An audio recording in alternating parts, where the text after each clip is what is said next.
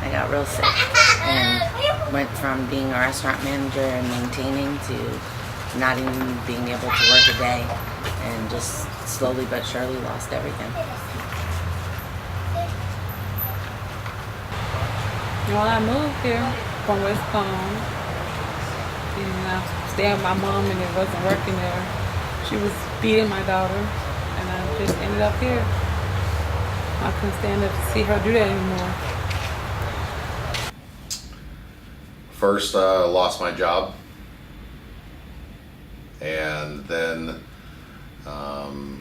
couldn't find another one, so bills started, piling up, and rent was due, so squeaked by the first month, but then by the third month, I couldn't pay, so, unfortunately, I had to let you go.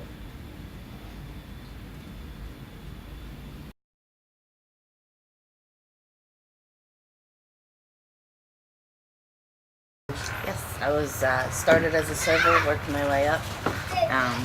The last restaurant here in town that I worked for was Mulligan's. I actually helped them open the Stewart and the Sebastian locations. Child care.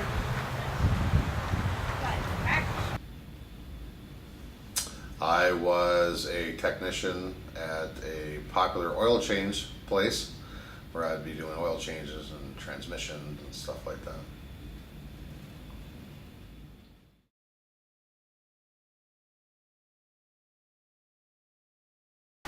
I never went to high school, but I went back and got my GED and went back to college at 30 before I got sick, and wound up leaving mid-semester, and that was part of my whole crash and burn.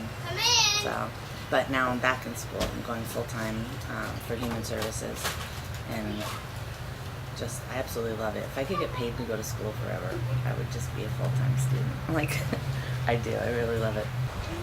What, did you finish high school? Yes. Did you go to college? No. Did you go to college? No, I did not go to college. Finished high school? Yes.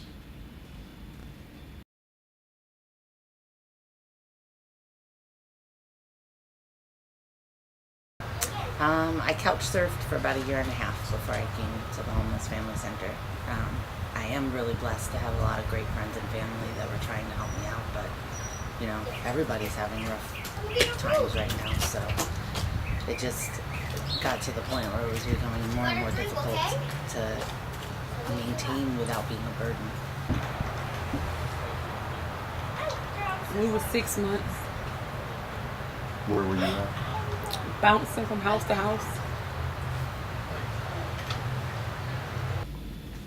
I was homeless a little bit more than 6 months. Did you ever think that you would become homeless? No, certainly not.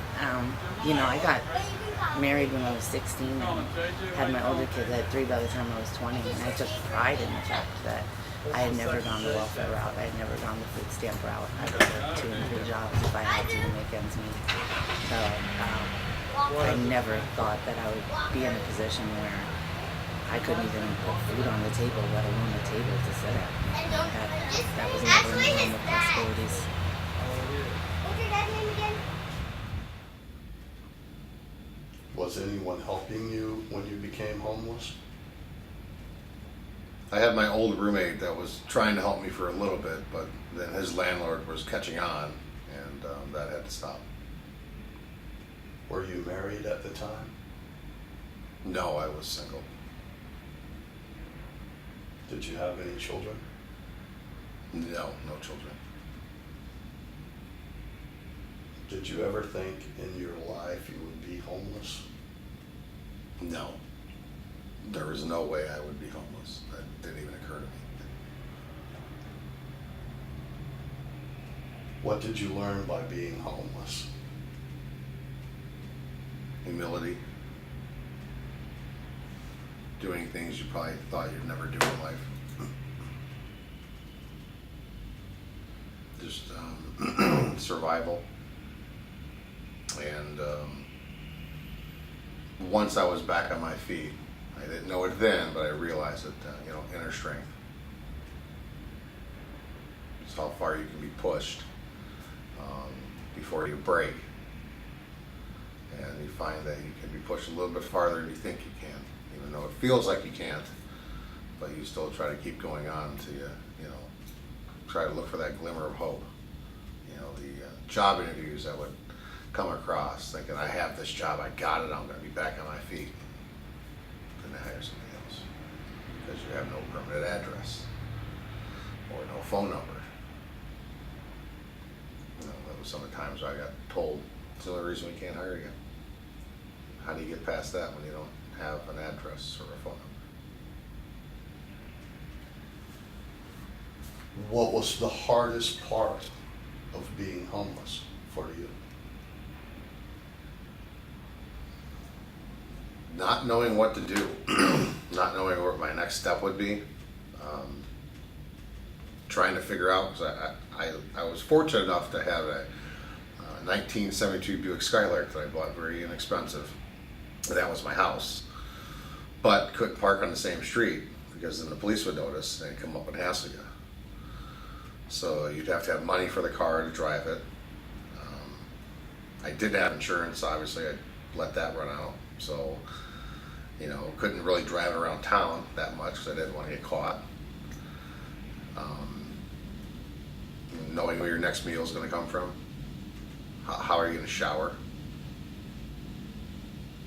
Those are some of the hardest things. Sitting in your, I was by myself.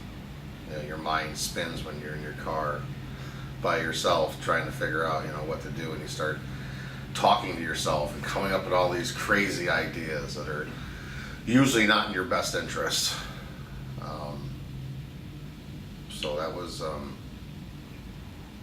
it was definitely the worst time of my life. When did this happen for you? How long ago? This happened in 1990 to 1991, in between that period of time. I was 20 years old. Like I said, I was working, lost my job, then lost my apartment. Had a friend who would let me once in a while crash on his couch, but then his landlord figured it out, so he couldn't do that because then he was going to get kicked out, which I couldn't do. I remember, back in the day, McDonald's used to pre-make their hamburgers and their breakfast foods. So breakfast was over at 10:30, so about 10:45 I used to go over to the local McDonald's and dig through their trash because they'd throw away food that was wrapped up still because they couldn't serve it anymore. And they do the same thing at night when they closed. So for months, that's actually how I ate to stay alive.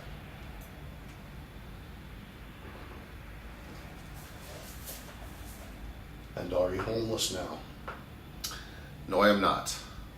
I actually got an opportunity 6 months after being homeless. I was in Southern California at the time. I was calling my sister in Chicago, Illinois, collect. And on the third phone call, she told me if I could get to Chicago, she would help me out.